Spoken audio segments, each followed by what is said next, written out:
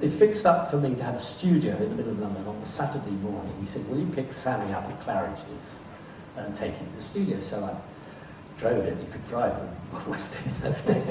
And there he was. I recognised Sammy Cahn. I'd seen him in talk shows and things. And he was breezing him. Yeah. Smaller than me, look, high-feisty kind of guy. Yeah, great. No. So I got in the car, and I'm driving over to the studios in just off Oxford Circus. And I said, you're okay? He said, yeah, fine. I said, have you read the script for the... Nah. He said, nah. I said, really? He said, no, I know what they want. I know what they want, no problem. So we get to the studio, and there's just a piano, a chair, piano stools, chair, two kind of legal pads, and two pencils, and the engineer in the booth. And Sammy sort of sat down with his pads. He said, "Okay, what you got for me?" So I said, "Well, this." He said, "Come on, play." So I went.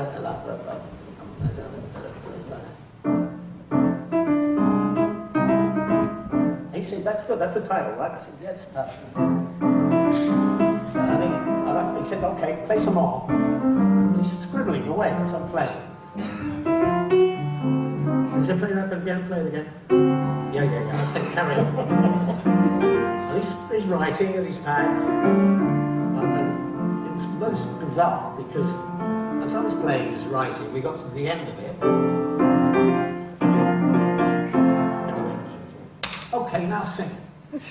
So you just played it once? I played it through sort of fairly slowly. Yes. And he wrote as fast as I played it.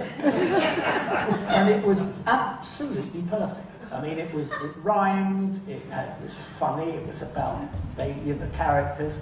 And did you know you don't remember the song? Anybody remember that song? Two's company, ordinarily two's company, but contrarily we disagree, no matter what it happens to be. And Sinden would say, "You're the perverse one. I agonize night and day with you to compromise. There's no way with you. I wish I had picked a large boa constrictor, my friend. You're the perverse one. Two's company, indisputably two's company, sitting irrefutably out in a bark on old Noah's Ark, pair by pair. So if you choose company, whenever I choose company, you better say two's company, except for this affair. You give me mouths of man, please let it suck fresh air." They both sing, "Au contraire."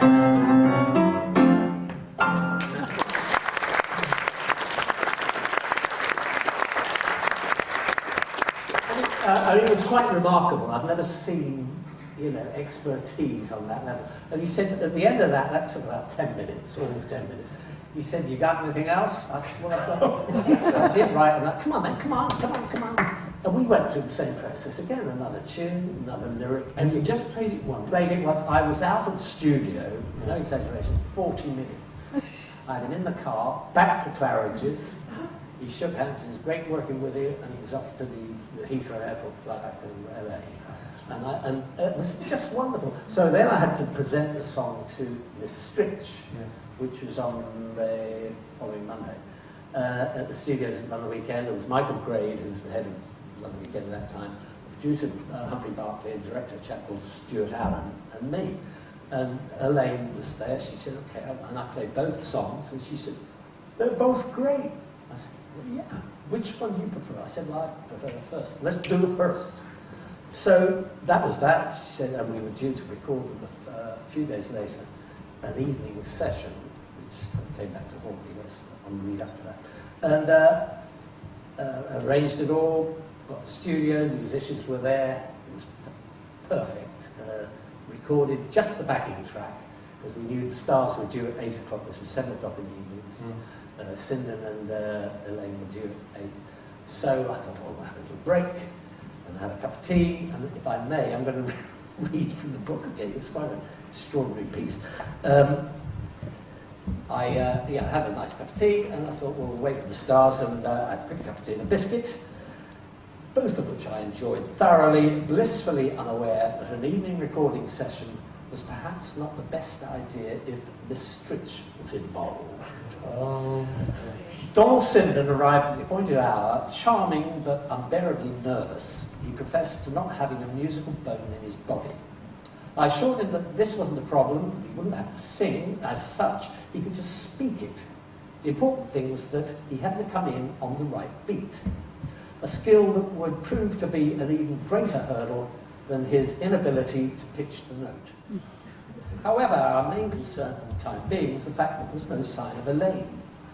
We all began to get a tad twitchy, especially the director, as the clock ticked on. Just after 9 p.m, the control room door banged open. Elaine Stritch stood there, just about, swaying, swinging from a bottle in a brown paper bag, and hanging onto her husband, who in turn was hanging onto her. Both of them clearly plastered. Nobody moved. I'm trying to remember if I even breathed. Elaine then bravely let go of her husband. She stumbled, staggered, grabbed onto the control desk, pulled herself up, looked round the room, spotted the director, Stuart Allen, and snarled, "What's he doing there?" And before he or any of us could explain, she pointed her finger at him and said, excuse my French, "Why don't you fuck off?" There was an uncomfortable pause. Stuart mumbled something like, "I say, Miss Stritch, please." At which point she repeated her instruction, which he then followed, red with embarrassment and or rage. I could see Donald Sinden through the glass in the studio, frantically practicing his words in order to come in on the right beat, or indeed any beat. The engineer and I exchanged an uneasy glance. The prospect of successful recording a duet with a sozzled star who could barely speak, let alone sing, and Donald, who clearly couldn't count, seemed highly unlikely. Well, I said, with a huge, if unconvincing smile, "Are we all ready to give it a go? What do you think?" Elaine turned and tried hard to focus on me. "Yeah, why not?" she said eventually, and allowed me to guide her gracefully into the studio, where Donald waited, sweating, in front of the microphone. I helped Elaine precariously onto a stool and handed her the sheet of lyrics. She mumbled, "Thanks."